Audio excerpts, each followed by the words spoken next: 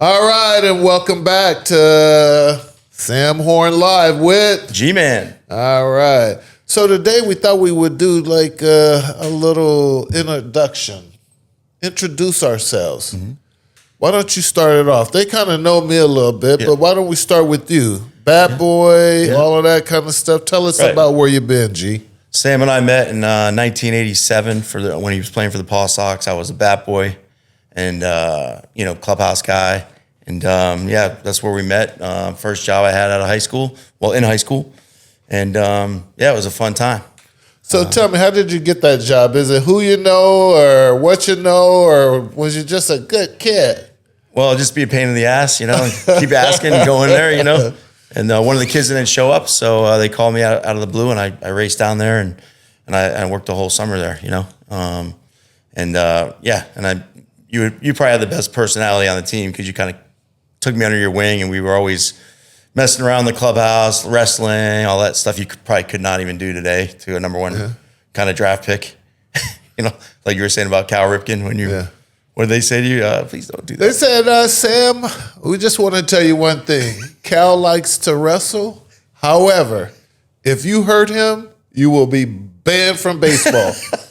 So when my coach told me that, I told Cal, I said, hey, my back hurt.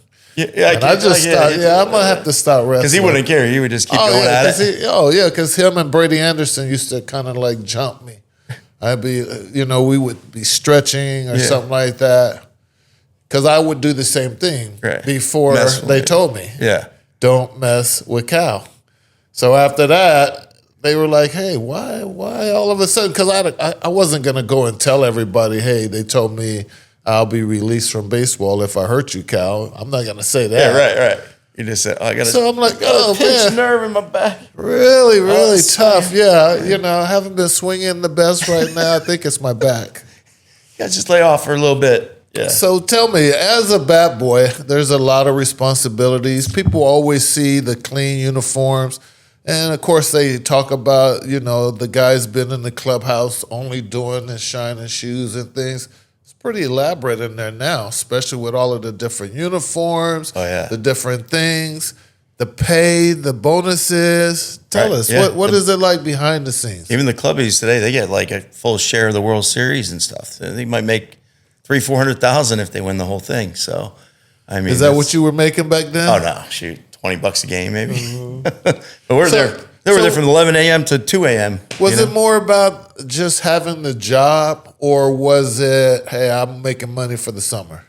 It was more about having the job, pretty much, or your parents wanted you to get a job, just to show you some responsibility. But because you didn't get paid much, but they worked you 12 hours a day before labor laws came into effect, and we did everything, So who were some of the players that you had a chance to kind of,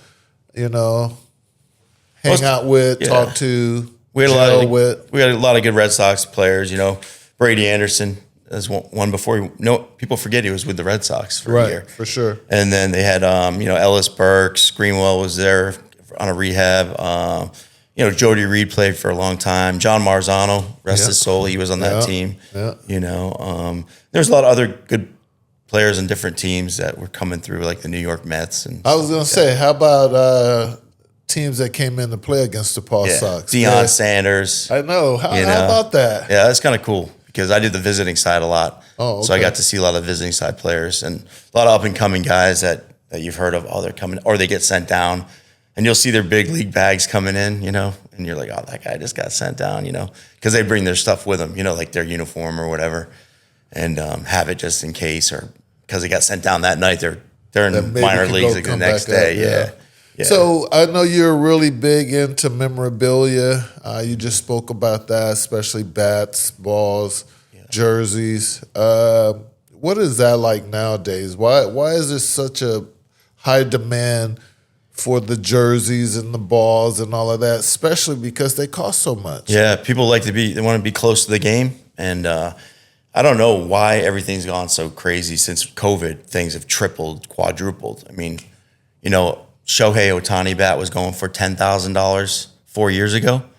10 grand. And I thought that was nuts, right? Yeah, you telling me. Now they're going for. I was like, man, what are you doing? Yeah, a crack bat, or just a crack bat, is now going for him anywhere from 100,000 to 300,000, depending on the game, when it was used, that type of thing. Was it a Dodgers bat or was it a Angels bat? Because the Angels bats aren't as valuable, but everyone wants a piece of the Dodgers, So when people are out there actually looking for this memorabilia, though, there's a lot of scams out there. Yeah. You got to be real with that one. Yeah. How do you know you're getting something that's authentic and basically what you're paying for? Major League Baseball has a program, authentication program. So they put stickers on it, holograms with a code. You can look it up online. It'll tell you when it was used, what day it was used, what at bat it was used. Can you fabricate those as well? I doubt it, because now there's photo matching. Oh, okay. So now people are paying $1,000 to get Just their to item sure. photo matched, and it'll show the hit mark to the guy actually swinging the bat. You can see, so that's what the comfort level is, and that's where everybody wants photo matched now. So and they'll pay huge dollars because it was photo matched. Well, speaking of memorabilia, I don't want you to tell too much, but what are some of the things you have? Some of the items that you value a lot. Shohei Ohtani bat. I know you have that. Get Dwight Evans' last uniform he ever wore in the big leagues Okay. with the Orioles. Okay. Who's the guy that just passed away? The management ownership. Larry Lucchino? Yeah, Larry. I got it from Larry Lucchino. Oh, okay. Yeah. So it's not hologram, but it came from him. Yeah. And he was with the Orioles at the time. Him, yeah. So I got that. Ortiz bats. Bunch of Sam Horn bats. Yeah, you got They're more than I have. Yeah, exactly. I was like, you need looking anything, at let your me stuff, know. I was like, hey, maybe if I need to use a bat, I'll come to you. Exactly. I get probably 50 of your bats. Yeah. But I collect a lot of bats. But even like scoreboard numbers, from Fenway Park, these are kind of cool. Like the manually change them in and out.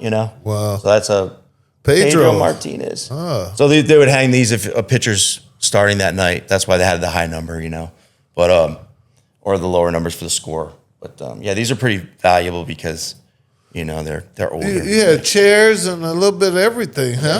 The chairs are pretty unique to have, right? Yeah, they're unique. They're from the Or 30s. is there a lot of? Are there a lot not of too those many chairs left? Mostly out there? grandstands. Probably I'd say is about that those 10,000. plastic ones? Plastic ones. Which ones are more valuable? The wooden valuable, ones. The wooden. Yeah. Yeah. The ones behind you, the straight backs, are probably the most valuable.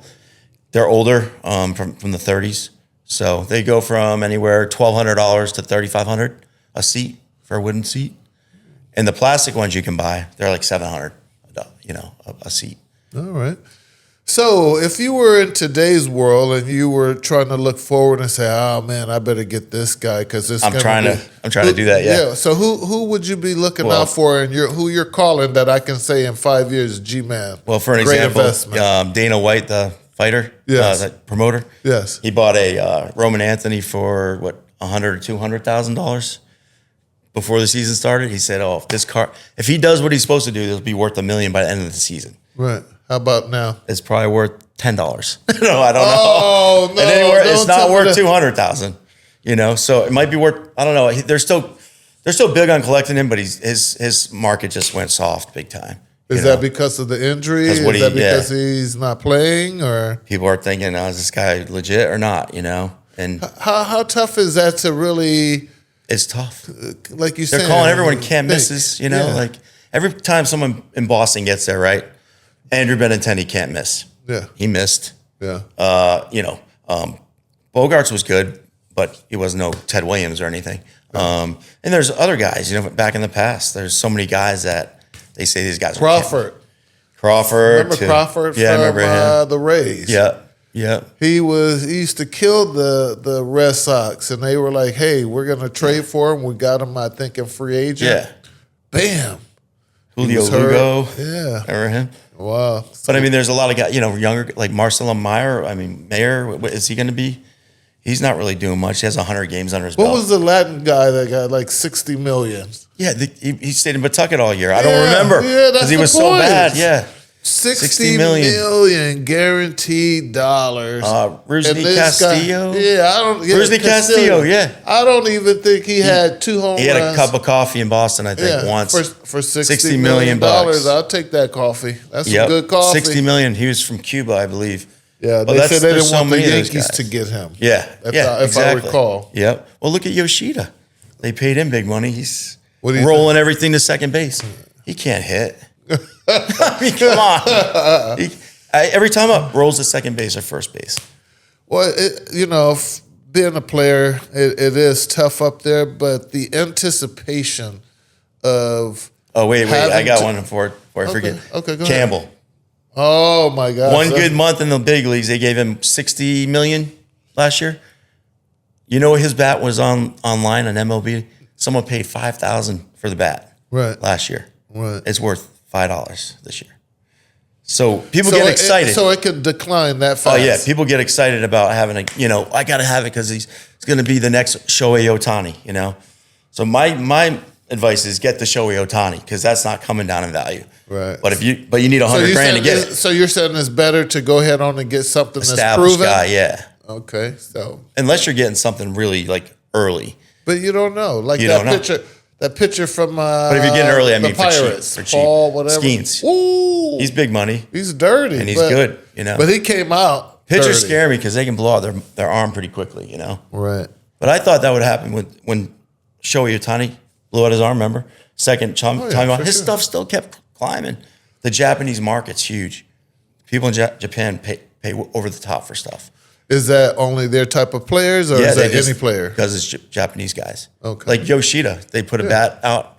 He'll get $1,500 for his bat. It's No one just wants because. that. Oh, okay. I see it. So, but Shohei Ohtani's an international star, So his stuff is like his jerseys. I mean, it's nuts. 300,000-400,000 for a jersey. Okay, so tell me, you got like you said, the Japanese players. Then you have like Soto, a Latin player. He's still Highest paid. big money. Is though, he? too. I was gonna say, is he getting that kind of command as He well? is. Aaron Judge. Aaron Judge. Fanatics had one of his bats. They sent me a crack bat from this year. Guess what they wanted for that? 30. 99,000. 99,000 I'm being funny saying a 30,000. No, 100 grand. 100 grand. for a crack bat. And he's Does hurt. does the players get any monies back from that? I think if they go through how does Fanatics there, like Shoei's sending all his stuff to Fanatics. Yeah. So they probably So he get gets a 70 cut. and they're getting 30. Yeah, he's getting a cut out of that. Okay, Oh, he's getting a cut, all right. Oh, yeah, he's getting. He's a not doing cut. it for free. Yeah. Okay. But a lot of these guys, MLB, I think they take the bats. They don't get anything from that. Okay. So where's this year's All-Star game? Do you know? Where is it? I don't know. We'll have our guy. We'll have Matt Arizona, tell us maybe? what it is. Yeah. But when you look at the All-Stars and you think every team needs a player or two, who stands out for the Red Sox right now? I would say Abreu. Okay. The catcher there, what's his name? Number 40. The guy with the mustache? He's good. No, not him. Oh, okay. Oh, the guy who was catching earlier on. Why isn't he catching? So everybody looks at the different games. Like they have the guy now with the mustache. He's getting a lot Gasper. of the playing time. Yeah. he went to Bryant College, right? No, I don't. But that's crazy, though. Yes. Right? So let me ask you though: is that coming? I know I'm a past player, but I want to know from a fan, from a person that's just out there looking in. Is that coming from the actual manager, or is he being told by Breslow, or is he being told by somebody higher up? Play this guy for whatever reason. I think Breslow's telling him who to play. Don't you? What do you Somebody think? is. I like I said, if you're Contreras is what I'm thinking. That guy's good, man. He's got If- 15 home runs almost. Yes, if the Red Sox are looking at what's going on and everybody has a public opinion, Yeah. they're trying to make it the best they can. They're not going to just put it in the hands of one person, especially somebody who is kind of like teetering on doing a good or a bad job. Right. That's why I'm asking I think you. Tracy has a little pull, but I think it's 50-50, kind of like when he's playing certain guys. Like they put Yoshida in once a week. Yeah, right? but Theo, I keep hearing this everywhere I go. Is Theo coming back to whatever? No, because they had to pay him huge money. And the Red Sox aren't paying anybody right now, as you can see. Yeah. They don't have any position players even playing. So you're saying Theo wouldn't give him the old hometown discount for free? No. No? Okay. No way. I guess nothing good comes free, right? No, exactly. Well, you think Epperson's really sending these guys home? He just got to the big leagues. You think he's sending everybody home on purpose, or do you think he's being told to send everybody home? Well, I think he's saying gamble. Gamble, you know why? As much as you can. Because it's 50-50 to get him out at home opposed to them hitting him home, which is about 1%. Oh, yeah. I guess that's if You know what I mean? you're a gambling man and your everyone's odds are a hating on little bit Epperson. better. You can't hate on send them home. Keep sending them. You know? Well, the other day, I'm sure Epperson is hearing a little bit of the heat, and then you become gun shy. Right. I saw the other day where maybe he could have sent someone. He didn't, and then the boo birds came out. Right. I heard that too. So you're booed if you send them, Right. and you booed if you don't. Yeah. What do you do, G? I think you send them, you know? Well, The hey, like you chances say, are- you got 50-50. But Yeah. if a guy's thrown out and he is not even in his slide yet, I think Breslow's telling him, keep sending people. Keep sending them. So he's not going to get in trouble. oh, so you're saying that he Breslow's has telling a us. comfort. Yeah, he he's has a got a comfort comfort zone. thing. That, Be aggressive. Be aggressive. Remember when he first came up? Send Be people. aggressive. Yeah. They told him, I'm going to be aggressive. Why do you think he said that? He's being told to send everybody, you know? So when, My guess, I'm not- everyone, and you just said your guess. I have a guess as well, and everyone is talking or has talked about Alex Cora being let go. Mm-hmm. For what reasons? The average fan, what was the reason why Alex Cora was let go from all of the news you've heard? I think it's insubordination, you know, where he was blatantly going out there and throwing management under the bus, paying the younger guys. Well, if you don't pay these younger guys so much, and you know they've only been here a week. You know, he's made comments about what they're doing with paying players, and it wasn't really, you know. So you're saying that it was not more or less that the team was struggling so much. I'm sure that had a part to do with it. Yeah. You're saying though it was he just started He was bad giving them the mouthing, FU. bad mouthing management. Yeah, I think he just wasn't listening to them. You know, that's my guess. From why would they fire a guy with 2 years left on his contract for big money? You know what I mean? Unless they really were kind of pissed at him. So who would that be? They didn't even let him fly home with the team. Yeah, but who would that be? You say He's like they. getting on the bus. No. No, you're getting dizzy. Yeah, you're getting dizzy with somewhere else. Yeah. Well, that's disrespect. And once you do that, don't you feel like you're going to lose some of the other guys? Well, they fired everybody, so. Not only the guys that they fired, you mean but the I'm players? talking about players. Yeah, I would. There was a to an comfort extent. zone, I'm sure, that some of the players felt and had because they felt, like you said, no matter what was going on, this guy has my back. Yeah, I agree, but I think the writing's on the wall with how this team's going to perform the rest of the year. So it's like a sinking ship. Like, what's one more drink on the Titanic? If they're pissed, they're pissed, you know? One more drink. So when you look at it like that and you look at the coach now, the manager of the Red Sox, Tracy, is it his fault for the rest of the way, no matter how they play? You can't blame any of these guys, you know? Not even the players. You can't blame the players? Well, you're putting players on the field that aren't, you know, you got Durbin at third. You have position, but there's not even a position player at first. He's not really a first baseman. You got Gasper from Bryan College catching, leading off. You have a shortstop with a number one draft pick shortstop that hasn't played much, and he's batting .220 with 3 home runs. You have a second baseman that gets switched in and out. You have outfielders that are, I don't know, Roman Anthony sitting at home or in the dugout cheering the team on, when he could play, but he doesn't want. So you really think that is because he's struggling and the team is doing bad? That wrist injury is glaring a little bit more? Index finger, from what I understand. Yeah, the surgery, Yeah. it's a loose ligament or Yeah, he whatever. could play, but it doesn't feel good today. You know, Well, would you do that? for $130 million, why would he rush back? I'm asking you, would you get out there I would. knowing that you're not Shoot me up. 100%? Oh, shoot you up. Yeah, with a little, you know. But how about if you come out there, he only has about 4 runs batted in, a home run, Right. whatever. Now, he was struggling He was really bad. 1 home run the whole year. Yeah. So it's Yeah. not like he was coming out He's there. in no rush to get back because he's probably a little nervous. Maybe I can't hit the. They're pitching him away a lot now when they weren't last year.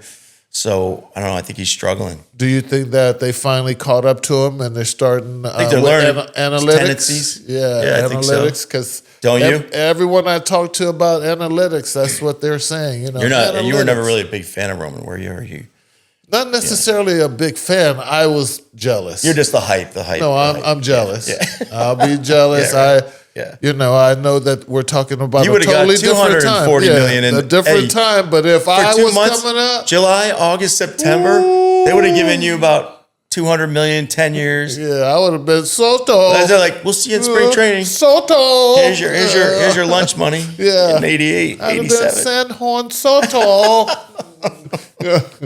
Can you imagine though? Because I remember coming up and having a good year, and then the next year I didn't play until the 37th game of the season. Because Rice had a big contract, right? And Rice they were going to keep playing him, and he was kind of on a downswing. Mike Greenwell had took over. Were you left pissed? field. Or did you say anything to management? Or well, back then you can't. It's not like today where there's social media, so you can voice your opinion and millions of people can hear you and see you. Yeah. Back then it was this thing called a blackball. And once that gets on your name or in front of you or behind, wherever that ball fell and it had your name on it, it was a little tougher to maneuver through the league because there was nobody to really listen. You had newspapers, you had a little bit of TV. Yeah. And if you were not a fan favorite or if you was not someone that had an in with the media, who would voice your opinion and tell everybody how you feel or whatever, like social media now, you could do it yourself. Right. Or you have so many different avenues where John's going to ask you or ESPN's going to ask you or Sam Horn Live's going to... Which can sometimes get you in more trouble. But, somebody's going to ask you, though. Yeah. And that's the difference between now and then where the scope of things being heard and seen is astronomical compared to when I came through. So no, I wasn't saying nothing because I wanted at least the opportunity. But back then when I played, it was still a little tough. Yeah. You know, black players wasn't like just killing it in Boston. They would give a few of us an opportunity, but it wasn't like today's world where I was looking at some of the players, especially Latin-wise, there was half the team was Latin. Right. So, when I was coming up, that wasn't happening.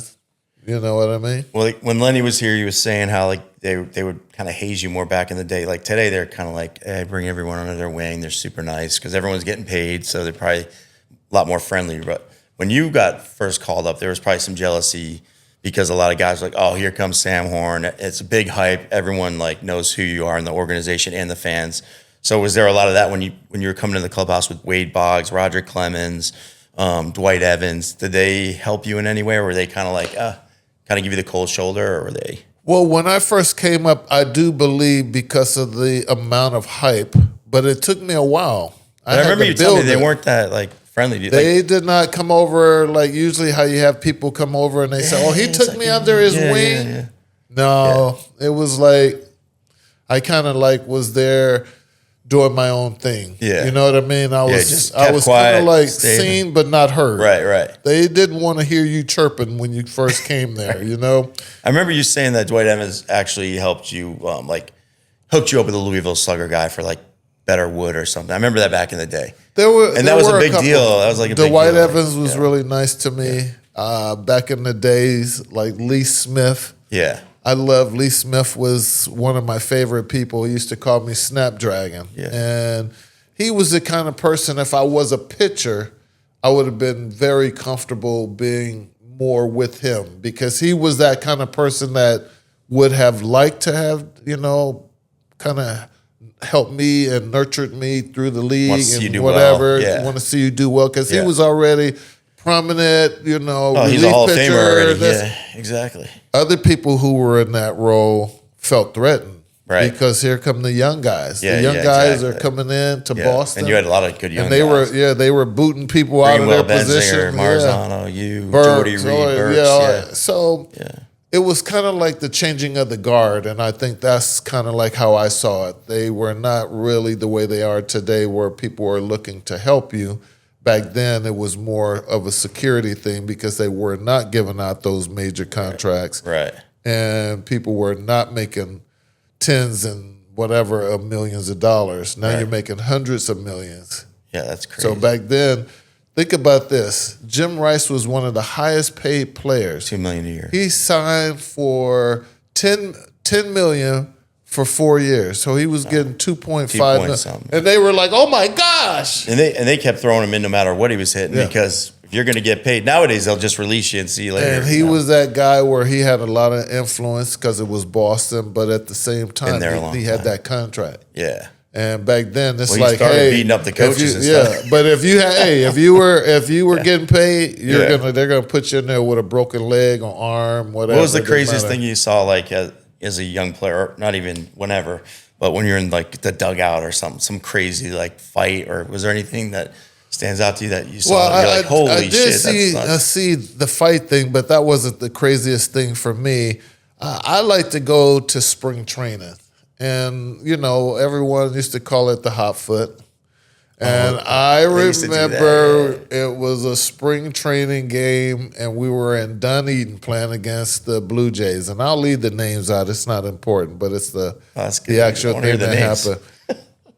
Gee, when I tell you it was the funniest thing, imagine a pitcher sitting in the dugout, right? I mean, in the stands, because I used to go down there. No, I used to go down there and warm up because it's spring training. Yeah. So you on the side, doing your little things, looking at the stands and waving. Yeah. So I remember they said, hey, we're getting ready to get such and such with a hot foot. And they said, well, he's like dumb as a rock. You better watch out. All of a sudden. And what's a hot foot, though? So a lot of people don't know what that is. I'm going to tell you. Yeah. So what happened was the guys take and get a cigarette. Okay. They take bubble gum and they put a whole thing of matches and wrap it around with bubble gum. They light the cigarette and get it a little hot with the gum so it'll stick to anything. Yeah. And they put it right on the back of the heel of your shoe. So there's people sitting there and they're like, what's my foot getting hot? And gee, what happened was the guy was like on fire, like a barbecue. And I remember Joe in the dugout. Morgan, where was he? No, down in the bullpen where the bullpen pitchers. Yeah. And I remember after that, Joe Morgan had a fit. He did. And he said, "No more of that bullshit." Did the guy get pissed?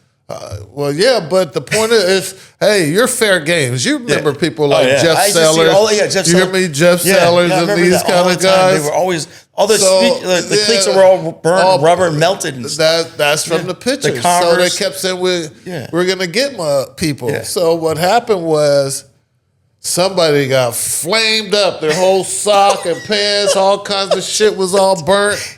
He just stopped, drop, and roll. Joe Morgan, that was probably the funniest, but that was also the weirdest, funniest, most serious thing because the guy's like going like this, and I'm in the bullpen because I'm getting loose in case I have to pinch hit, and I'm watching him kick around.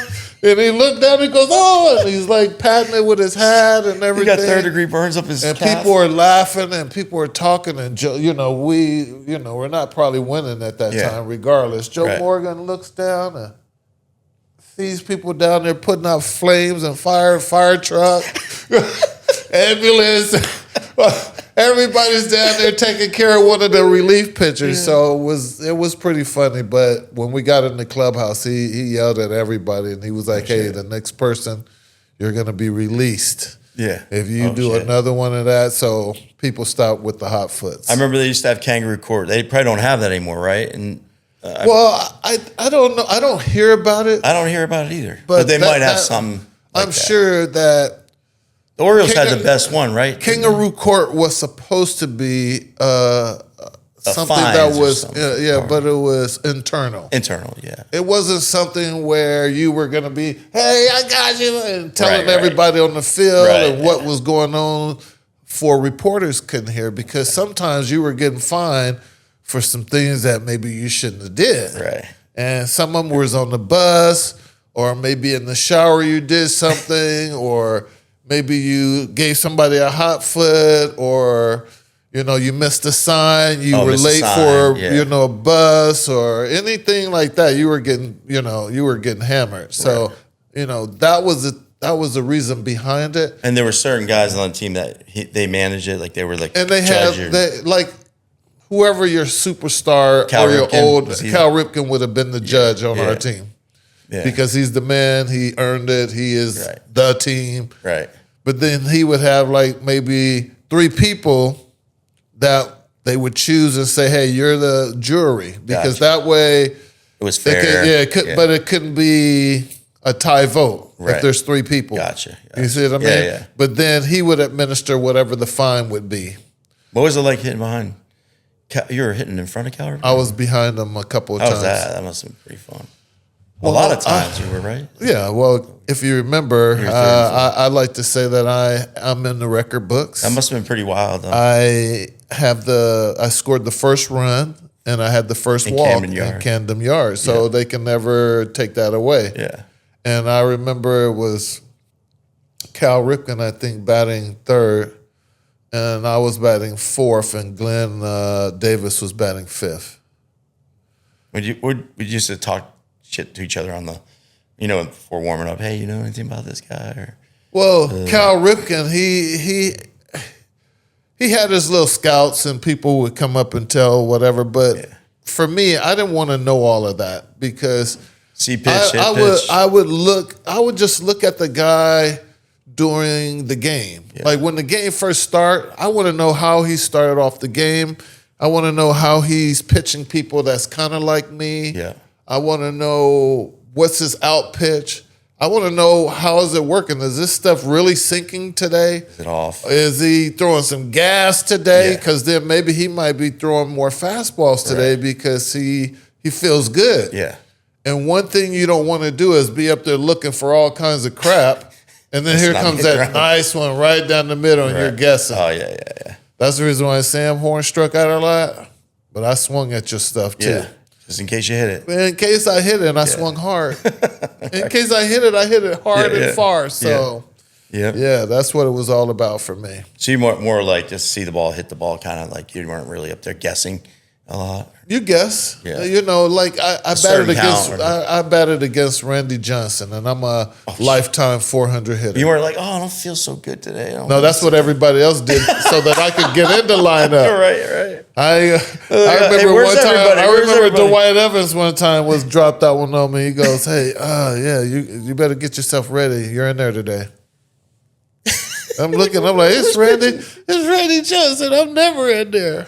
You are today. Just throwing like from over here and throwing Petro. Oh my God, throwing Petro. But like I said, I'm a lifetime 400 hitter. You can look that up. Kidding. The reason why I'm 2 for 5 with 3 strikeouts. That's all right. 2 singles. Yeah. Hey. So just got to get the bat on the ball with him, right?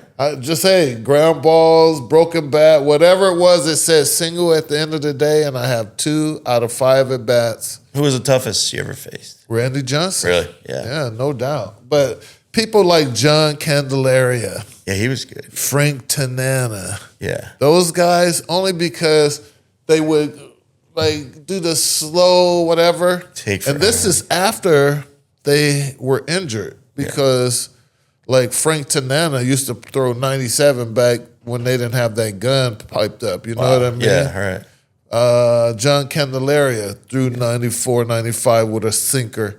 So you're up there looking sinker and you think it's coming in, and he started a slider curveball at you, and you go like this, and now it's way over done. there. You're already out here. Yeah, you're done. Yeah. And he'd break your bat. So Mark Gubazov. I remember him. Yeah, the long hair. Oh man. Yeah. Scott Erickson was good back. Yeah, I used to hit all of those. Like even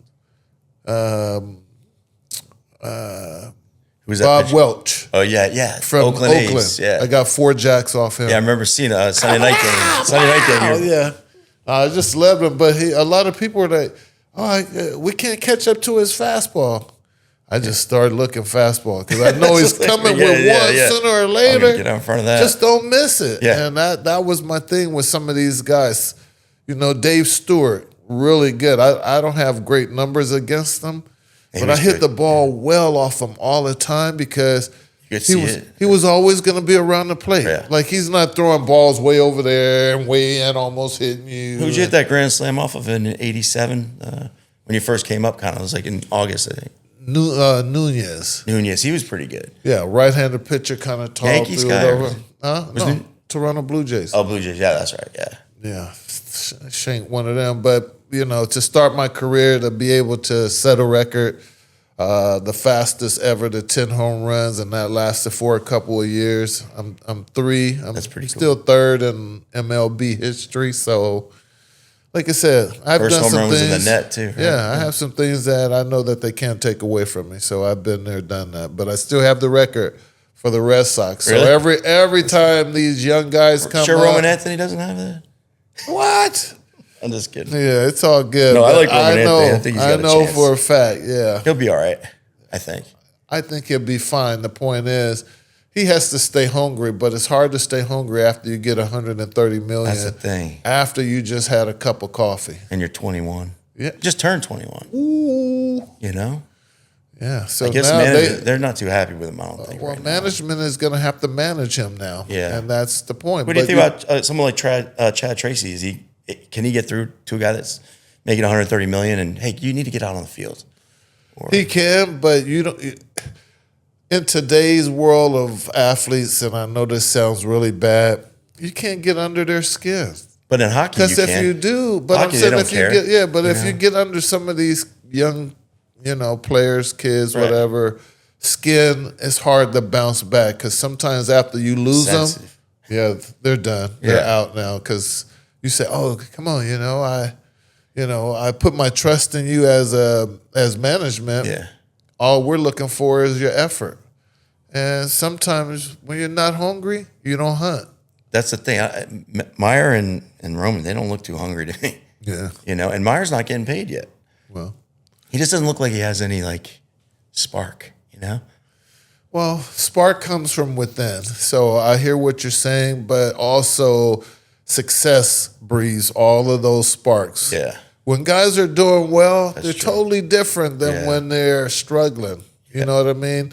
I the like team Duran. too. Jared Duran. Yeah, I love Jared Duran. He goes all out. He's not having the best season like last year. He crushed it. All-star. But now, he's not an all-star right now, and this and that. But he's still a good player. Yeah. He plays hard. I love his effort. I love that he comes out.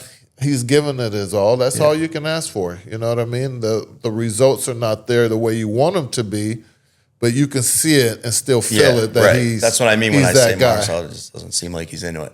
And then you got Rafaela in center field. I don't understand why the management doesn't say to him, hey, you can't be tapping the helmet anymore. You're like 15 out of 17 you've lost. When do you say don't tap out no more? Yeah, you just don't. You just don't do it. What is this? And he does it in the second inning, third inning. Yeah, you got to do that towards the end because if you lose it, management does not. They don't have any say in the. It's like these guys don't. Come on. Who's policing the players on the team? I don't know. No, I'm saying who? Like nobody. Back in my day, no one. We had Don Baylor. Right. God bless his soul. He would have taken him aside and said, you don't do that anymore. Hey, let me tell you something, kid. I thought the coach could do it, but. Yeah, but I'm just telling you, we don't like that. If you throw your helmet and it hits me, then you might have another problem. So right. Don Baylor was a big deal. That's the kind of guy that I remember him telling people things like don't throw your helmet or don't do this or whatever. He was never someone that would come and start trouble with you or anything. Right. But he'd come and tell you, hey, I didn't strike out. I don't want to be hit by your helmet. And when you throw your helmet, it might hit something and hit me, and now you have another problem. Right. And that's the way I kind of, when I went to the show, I didn't throw my helmet. I walked by because I felt that I was a professional. Right. I belonged there. I wasn't worried or I wasn't so scared because I had just struck out one time that I had to show I'm throwing my helmet or I'm disappointed. Right. I'm like, hey, that's part of the game. Now, if the umpire called me out on something that was some super crap, that's why I wish I was able to tap back him. I would have been. I like that rule. I like that rule. Yeah, I would have had a headache by now. You missed two. You're done for the rest of the game. You know. Yeah. But man, he's terrible at it. I mean, he's like, ball's right down the middle of the plate. Like it's not even close. Yeah. I'm like, oh boy. All right. Well, coming to a close today, what if there's a fan out there looking for relief and trying to find out are the Red Sox? No, I got your relief. Are the Red Sox going to make the playoffs? Just turn your channel to the Dodgers game, and you'll be good. Because they're like an all-star team, man. They're unbelievable. So let me ask you though: are the Red Sox because of the division? Because the division is kind of like get on the Kalshi app and bet against them every time, and you'll be happy. At least, even if they don't win, you still got money in your pocket. Oh my gosh! So that's where we're at now. Kinda. We're at. I don't see they betting going against the home team. Maybe after the All-Star break, they'll get a few players. So if they were to get someone, is there anyone that's on your radar? Devers, I hear, is available. What team does he play for? He plays for San Francisco. What position? DH, first base, third. But no, I don't want him back either. I don't know who's out there. Who would you want? You know?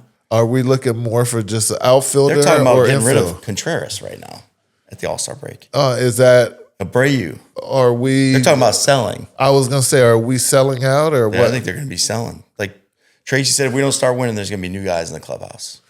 So will new guys attract new attention, or is it going to be the same old thing? It's going to be minor league guys coming up, and the good players are going to be gone. So with the Red Sox management basically printing money, and they're not worried about all of that. They're not worried about all of that. No. Is that going to affect fans? No. You're saying they're no still matter gonna what? Come, yeah. Okay.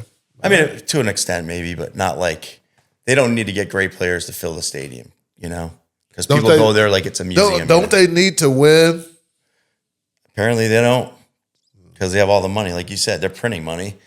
They got the concerts, they got this, they got that. They don't need to pay, you know? All right. So, I mean, John Henry, how proud is he? I don't know. All right. Well, I think we're going to pull it up from there. You're watching Sam Horn Live with G-Man.